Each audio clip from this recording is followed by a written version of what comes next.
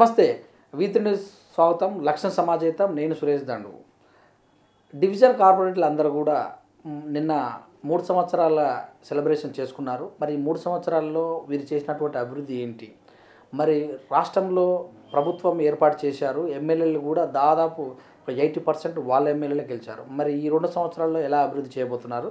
నల్లకుంట అంటే ఒక హైదరాబాద్లో ఉన్నటువంటి ఓల్డ్ సిటీ. మరి ఓల్డ్ సిటీలో ఉన్నటువంటి ప్రాబ్లాలు అన్నీ కూడా ఏమి హామీ ఇచ్చారు, ఈ 3 సంవత్సరాలు ఎంతవరకు ఇచ్చారు? మనతోటి నల్లకుంట డివిజన్ కార్పొరేటర్ గరిగంటి శ్రీదేవి గారు ఉన్నారు. వారిని అడిగి ఒక మహిళా కార్పొరేటర్లా ఎలా ముందుకెళ్తున్నారు, మహిళల్లో అవేర్నెస్ ఎలా తీసుకొస్తున్నారు, మొన్నల విషయాలు వారిని అడిగి తెలుసుకుందాం. నమస్తే మేడం. నమస్తే. ఎలా ఉన్నారు మేడం? బాగున్నాం. కంగ్రాచులేషన్ మేడం, 3 సంవత్సరాలు కంప్లీట్ చేసుకున్నందుకు. ఈ 3 సంవత్సరాల పీరియడ్లో మీరు ఎలాంటి ఒడిదుడుకులు ఎదుర్కొన్నారు? ఒడిదుడుకులు అంటే ఏం లేవు, సక్సెస్ఫుల్గా 3 ఇయర్స్ కంప్లీట్ చేసుకోవడం జరిగింది. అయితే నేను సెకండ్ టైం కార్పొరేటర్గా ఇక్కడ రెండోసారి నల్లకుంట డివిజన్ నుంచి మరి గెలవడం జరిగింది. నేను రెండోసారి మా కేసీఆర్ గారు, మా కేటీఆర్ గారి యొక్క ఆశీస్సులతో మేము టికెట్ వారు ఇవ్వడం జరిగింది. అదేవిధంగా ఇక్కడ భారీ మెజార్టీతో 10,600 మెజార్టీతో నల్లకుంట డివిజన్ నుంచి మరి మేము గెలవడం జరిగింది. మరి గెలిచినాక ఎందుకంటే రెండోసారి కూడా మమ్మల్ని అంత నమ్మకంతో మాకు ప్రజలు మమ్మల్ని ఆశీర్వదించి గెలిపించినాక మేము అభివృద్ధి కూడా మరి ముందు మేము ఎంతో అభివృద్ధి చేశాం కాబట్టి అప్పుడు దగ్గర 25 కోట్ల రూపాయల వర్కుల్ని మేము ఫస్ట్ సారి 5 సంవత్సరాలు పూర్తి చేయడం జరిగింది. మరి ఇప్పుడు గెలిచినాక కూడా మాకు ఇంకా కొంచెం నల్లకుంట డివిజన్లో కొత్త ప్రాంతం యాడ్ అవ్వడం జరిగింది. బర్కత్పుర కొంచెం, ఇటు విద్యానగర్ ఒక సగం పార్టు మాకు నల్లకుంట డివిజన్లో జరిగింది. మాకున్న ఈ కొత్త ప్రాంతాల్లో మరి ఎక్కువ డెవలప్మెంట్ చేయాల్సిన పనులు చాలా ఉన్నాయి. మరి ఈ 2 సంవత్సరాల్లో కూడా మేము చాలా అక్కడ అవసరమైన కమ్యూనిటీ హాల్స్ కానివ్వండి, రోడ్లు కానివ్వండి, స్టామ్ వాటర్ లైన్లు, డ్రైనేజ్ లైన్లు, ఇంకా central lighting systems, mini mast lights, high mast, ఇట్లా చాలా ఇవి మేము పార్క్స్ డెవలప్మెంట్, ఇటు టీఆర్టీ కాలనీకి వచ్చే వరకు పార్క్ డెవలప్మెంట్ జరిగింది. నరసింహ బస్తీ, సంజీవ్ గాంధీ నగరు, ఈ ప్రాంతాలలో మరి గాంధీనగర్, లంక, ఇట సత్యనగరు, రత్నానగర్, ఈ బస్తీల్లో కమ్యూనిటీ హాల్స్, రోడ్స్, ఇట్లా అక్కడ అవసరమైన ప్రజలు ఏవైతే అడిగారో వాటితో పాటు మన రాష్ట్ర ప్రభుత్వం అందించే అన్ని సంక్షేమ పథకాలు, మరి ఎంతోమందికి పెన్షన్లు అందని వారికి కూడా, అర్హులైన వాళ్ళకి ప్రతి ఒక్కరికి కూడా మరి పెన్షన్లు అందే విధంగా మేము చూడడం జరుగుతుంది. వాళ్ళకి అవసరమైన సహాయ సహకారాలు అందిస్తూ మరి రాష్ట్ర ప్రభుత్వం ఇచ్చే అన్ని సంక్షేమ పథకాలు కూడా మరి కేసీఆర్ కిట్ కానివ్వండి, కళ్యాణ లక్ష్మి, షాదీ ముబారక్, ఈరోజు ఆడపిల్ల మరి ఎంతో సంతోషంగా ఆడపిల్లకు తల్లిదండ్రులు ఎటువంటి భయం లేకుండా పెళ్లి చేయగలుగుతున్నారు అని అంటే మరి మన రాష్ట్ర గౌరవ ముఖ్యమంత్రి గారు అందించే కళ్యాణ లక్ష్మి, షాదీ ముబారక్ వారికి ఎంతో అండదండగా మరి నిలబడుతుంది. కాబట్టి అవి కూడా మేము అందే విధంగా కృషి చేస్తూ ఉన్నాము.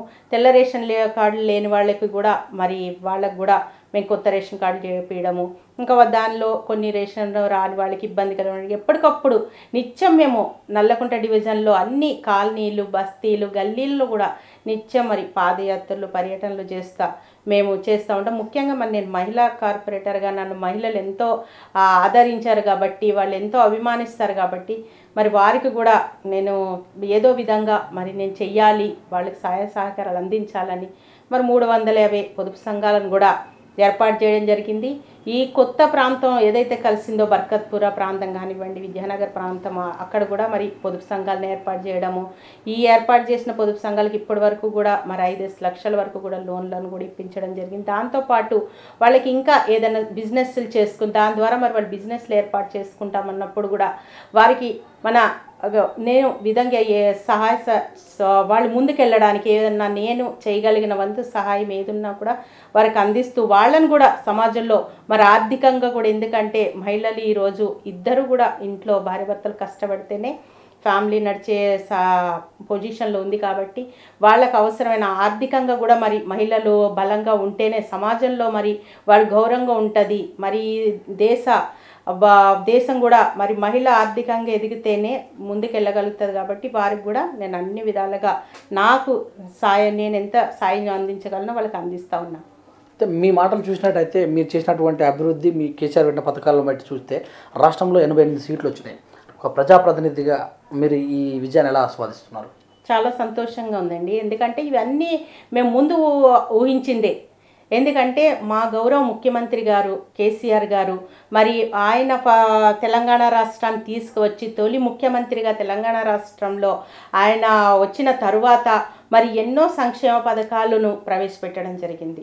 అంటే ఎక్కడ చూసినా కూడా అన్ని వర్గాలకు, అన్ని కులాలకు, అన్ని మతాలకు, ఏ రంగంలో అయినా సరే ఎక్కడ ఎవరికి అవసరం, మహిళల కోసం ఏం అవసరం, చిన్నపిల్లల కోసం ఏం అవసరం, వృద్ధుల కోసం ఏం అవసరం, అంటే ఒక బిడ్డ కడుపును పడ్డప్పటి నుంచి వృద్ధులు అయ్యే వరకు కూడా వాళ్ళకి ఏ అవసరమో అన్ని సంక్షేమ పథకాలు కూడా అందించడం జరిగింది. కాబట్టి మాకు చాలా నమ్మకం ఉండే, ఎందుకంటే కేసీఆర్ గారు కాకుండా ఇంతకుముందు అంత డైనమిక్గా మరి పనిచేసిన నాయకుడు ఎవ్వరు లేరు. ఇంకా ఆయనకు కాకుండా ఓటు ఎవరికి వేస్తారు? ముఖ్యంగా మా అంబర్పేటనే తీసుకోండి. మేము మొన్న ఎలక్షన్లో కూడా మేము పాదయాత్ర చేసుకుంటా మాకు ఓటు అడగడానికి వెళ్తే ఒక్కటే, ఎవరు వెళ్ళినా కూడా కేసీఆర్ గారు కారు, మేము కేసీఆర్ గారికి ఓటేస్తాం, కారు గుర్తు మీద ఓటేస్తామని ఇదే సమాధానం మాకు రాదు. కాబట్టి మాకు నమ్మకం వచ్చేసింది, మా అంబర్పేటలో కూడా తప్పకుండా మాకు టీఆర్ఎస్ పార్టీ జెండా ఎగరేస్తాం మేము అనే ఒక నమ్మకం మాకు వచ్చింది. అంటే తెలంగాణ ఇక్కడ అంబర్పేటలో ఏంటంటే గతంలో ఉన్న ఎమ్మెల్యే చాలా అభివృద్ధిలో వెనకబడి ఉన్నారు. కాబట్టి మరి తెలంగాణ రాష్ట్రంలో చూస్తే మన కేసీఆర్ గారు ఎన్నో సంక్షేమ పథకాలు ఎక్కడ ఏ కాన్స్టిట్యున్సీలో చూసినా మరి ఎంతో అభివృద్ధి జరిగింది. అంటే మా అంబర్పేట వచ్చే వరకు అన్నిట్లో వెనకబడి ఉండే, మరి అయితే మాకు కేసీఆర్ గారు వస్తేనే మా అంబర్పేటలో కూడా అభివృద్ధి జరుగుతుందని మరి చాలా నమ్మకం ఉండే ప్రజలకు. కాబట్టి మేము అడక్కముందే వాళ్ళే మరి కేసీఆర్, కారు గుర్తు ఈ రెండే వాళ్లకు కనబడ్డది. కానీ మాకు చాలా నమ్మకం ఉండే, మేము చాలా సంతోషంగా ఉన్నాము. 88 సీట్లు అని అంటే మేము 100 సీట్లు అనుకునే 88 సీట్లు అంటే చాలా అది చెప్పలేనంత మెజార్టీ. ఇంకా మిగతా కొన్ని చోట్ల అంటే ఏదో తక్కువ మెజార్టీ 100-200 ఓట్లలో కూడా పోవడం జరిగింది. కాబట్టి మేమందరం కూడా చాలా సంతోషంగా, మేమందరం కూడా మరి మా గ్రేటర్ హైదరాబాద్లో కార్పొరేటర్స్ కూడా మా పార్టీ అన్ని నియోజకవర్గాలలో కూడా ఎగరాలి అనేసి మేము కూడా ఎంతో కష్టపడి మరి ముందుకి మేము ప్రజల్లోకి అన్ని సంక్షేమ పథకాలను కూడా మేము తీసుకెళ్ళడం జరుగుతూ ఉంది. అయితే మన సర్పంచ్ ఎలక్షన్లో మీ పార్టీ బాగా దుదుము మోగించింది. ఇప్పుడు ఎంపీ ఎలక్షన్లో ఎలా ఉండబోతుంది?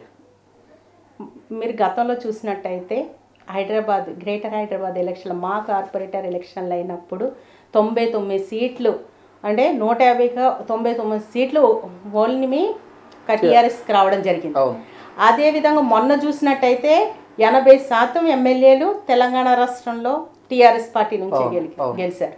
మరి ఇప్పుడు కూడా అసలు ఎలాంటి డౌట్ లేకుండా 17 సీట్లలో ఒకటి ఎంఐఎంకి వదిలేసినా కూడా 16 సీట్లు ఖచ్చితంగా టీఆర్ఎస్ పార్టీ గెలుస్తుంది. మా కేసీఆర్ గారి నాయకత్వంలో మేము పార్లమెంట్లో కూడా రేపు వచ్చే ఏ ప్రభుత్వం అక్కడ ఉన్నా కూడా ఖచ్చితంగా మా ముఖ్యమంత్రి గారి దగ్గర ప్రధానమైన పాత్ర ఉంటుంది.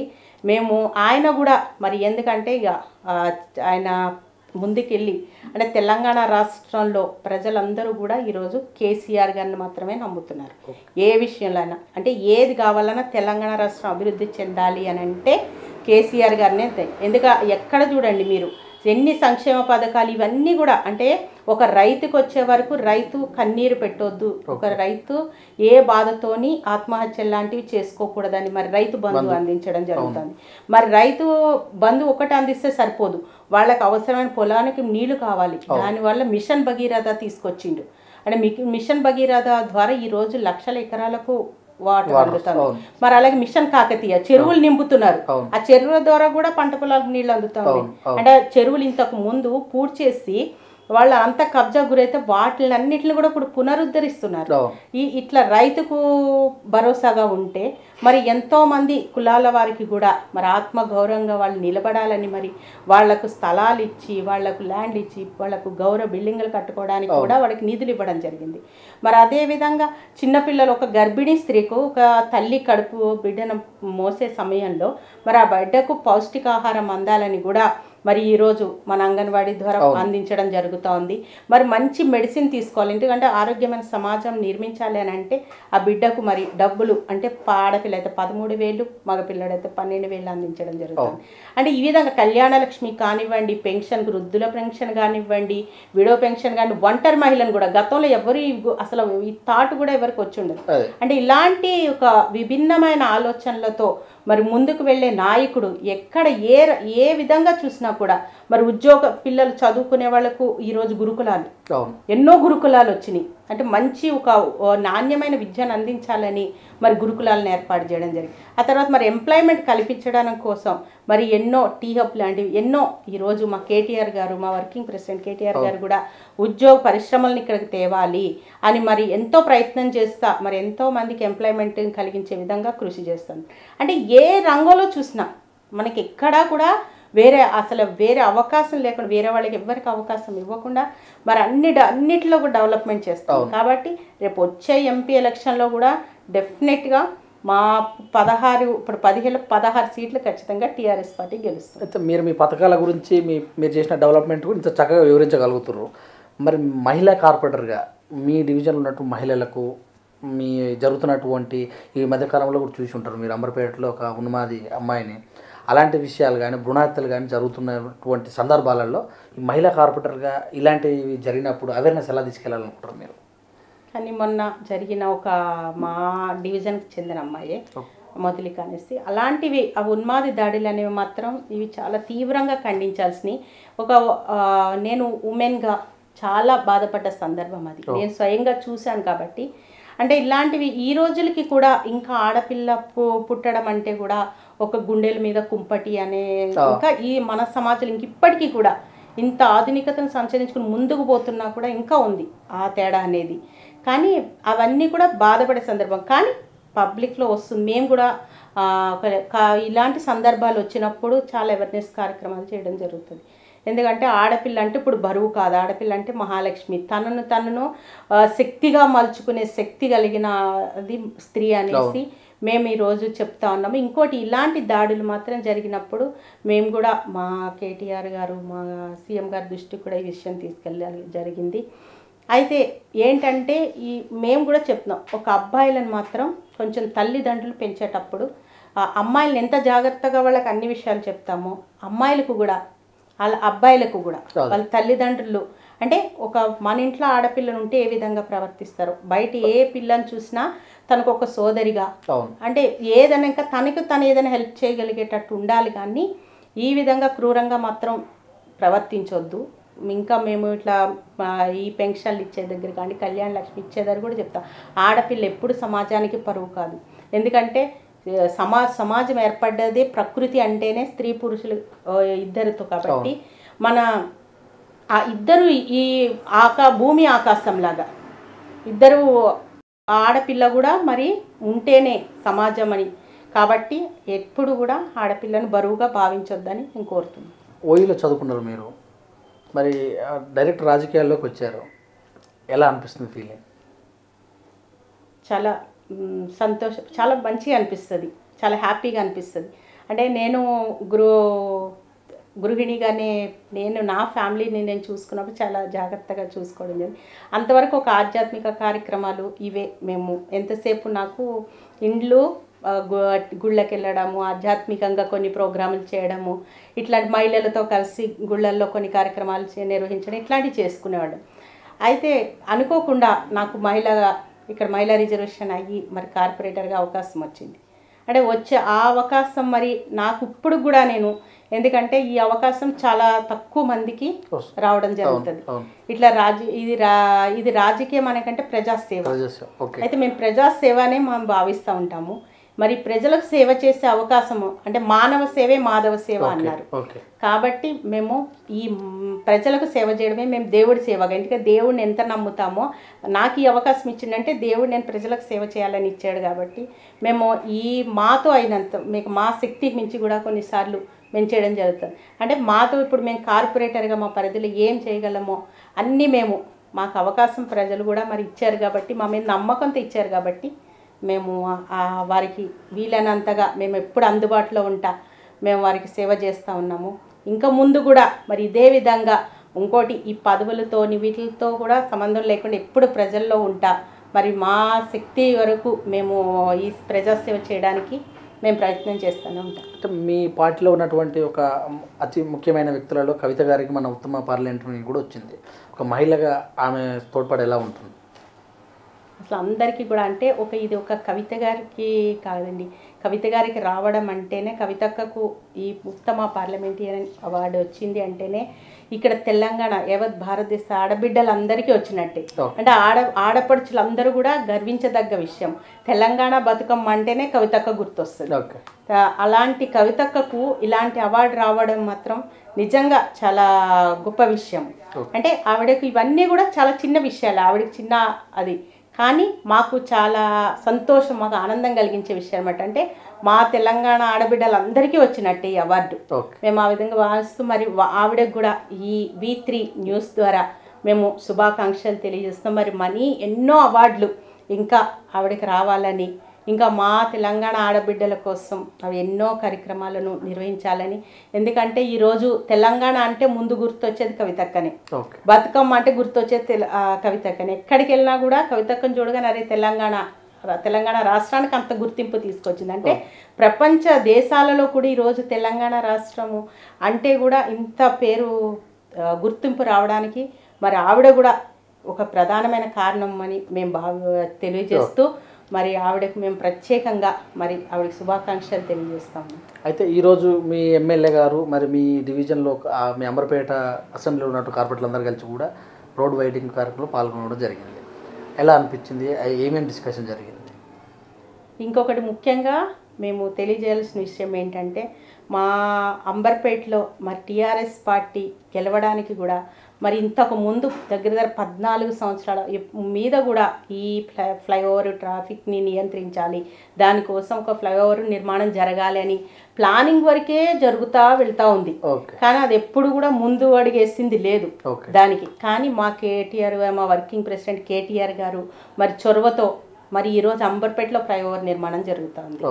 మరి దాన్ని మేము తొందరలో ఏంటంటే అది ఇక్కడ ఉన్న పరిస్థితుల వల్ల కొంచెం లేట్ అవుతుంది, దాన్ని తొందరగా ప్రారంభించాలి, తొందరగా కంప్లీట్ చేయాలనే ఉద్దేశంతో నేను నా కమిషనర్ గారు రావడం జరిగింది. ఈరోజు మళ్ళీ అంతా ఆల్ డిపార్ట్మెంట్స్ కూడా కలిసి అసలు ఏ విధంగా అంటే ముందు గ్రౌండ్ రియాలిటీ ఏంటనేది మేము పరిశీలన చేయాలనేసి అక్కడ ఎక్కడెక్కడ ఇంకా ఏమేమి అవసరం ఉన్నాయి, డిబ్రీస్ కొన్ని తీయాల్సి ఉన్నాయి, కొన్ని స్ట్రక్చర్స్ కూడా తీయాల్సి ఉన్నది. కాబట్టి అవన్నీ కూడా తొందరగా కంప్లీట్ చేసేసి మేము ఎంత తొందరగా అయితే అంత తొందరగా ఫ్లైఓవర్ నిర్మాణం చేసుకోవాలనే ఉద్దేశంతో ఈరోజు ఆ కార్యక్రమము ఏర్పాటు చేసుకోవడం జరిగింది. అయితే మీరు ఎంతో బిజీగా ఉంటారు, అంటే ప్రజాప్రతినిధులు అంటే ప్రతి సమస్య మీ దగ్గరికి వస్తుంటుంది. మరి ఇటు ఈ ఫ్యామిలీని అటు ప్రజలను ఏ రకంగా మెయింటైన్ చేస్తున్నారు? అదే కదండి ఆడవాళ్లకు ఉన్న ఓపిక. అంటే ఇల్లుని ఎంత చక్కగా తీర్చిదిద్దుకుంటామో, పిల్లల్ని ఏ విధంగా తీర్చిదిద్దుకుంటామో, డివిజన్ను కూడా మేము అదే విధంగా భావిస్తూ ఉంటాం. అంటే ఆటోమేటిక్గా మాకు ప్రజాసేవ ఆ ఉన్న ఒక ఇంట్రెస్ట్, అంటే ప్రజలకు సేవ, ఇంతకుముందే మీకు చెప్పాను ప్రజలకు సేవ చేయాలనేది మాకు చాలా ఇంట్రెస్ట్, మాకు ఉన్న ఒక పెద్ద కోరిక. కాబట్టి ఇంట్లో నా పిల్లలను నేనే చూసుకుంటా, ఇంట్లో నేను వాళ్ళకి కావాల్సినవన్నీ నేను చూసుకుంటా. మరి మా రిలేటివ్స్ ఉంటారు, మా ఫ్రెండ్స్ ఉంటారు, అంతా వాళ్ళకి మళ్ళీ ఎప్పటికప్పుడు వాళ్ళకి టచింగ్లో ఉంటానే, వాళ్ళతో కలుసుకుంటానే, మళ్ళీ డివిజన్ ప్రజలకు కూడా అంతే ప్రాధాన్యత ఇస్తూ వాళ్ళకి ఏ సమస్య మీద వచ్చినా ఏ టైంలో అయినా సరే వాళ్ళు ఏ సమస్య మీద వచ్చినా ఓపికగా వినడము, వాటి పరిష్కారానికి ఎప్పటికప్పుడు వాటికి ఆ సందర్భంలో అయిపోయి ఉంటే అక్కడే ఫోన్లో మాట్లాడి లేదా వాళ్ళకి సంబంధించిన వాళ్ళని ఆఫీసర్స్ని పిలిపించి కంప్లీట్ చేయడం జరుగుతుంది. తర్వాత మిగతా ఏదున్నా కొన్ని ప్రతిపాదనలు పంపించే ఉంటాయి, కొన్ని మేము చేయలేనివి కూడా ఉంటాయి. అలాంటివి ఉంటే మేము ఇది కాదమ్మా అని కూడా మేము చెప్పడం జరుగుతుంది. అంటే మనకున్న ఇంట్రెస్ట్ ఉంటే మనకి ఆటోమేటిక్గా ఓపిక అనేది వచ్చేస్తుంది. అంటే మేము ప్రజాసేవ చెయ్యాలి అని మాకు చాలా బలమైన కోరిక ఉంది కాబట్టి మాకు ఆటోమేటిక్గా ఆ ఓపిక అనేది ఉంటుంది. మా ఇల్లుని ఇటు డివిజన్ని కూడా బ్యాలెన్స్ చేసుకోగలుగుతున్నాం. ఇంకోటి ఏంటంటే నా భర్త సహకారం కూడా, గరిగంటి రమేష్ గారి సహకారం కూడా చాలా ఉంటుంది. వారి ఇంట్లో కానివ్వండి, నాకు బయట డివిజన్లో కానివ్వండి చాలా సహకరిస్తూ ఉంటారు. కాబట్టి వారి యొక్క సూచనలు, వారి సలహా తీసుకుంటూ ఇక ఇట్లా సక్సెస్ఫుల్గా డివిజన్ని నెంబర్ 1 డివిజన్గా ఇక అభివృద్ధి పదంలో మేము ముందుకు తీసుకుపోతా ఉన్నాం. మా V3 న్యూస్ ద్వారా మీ డివిజన్ ప్రజలకు మీరు చెప్తున్న విషయం?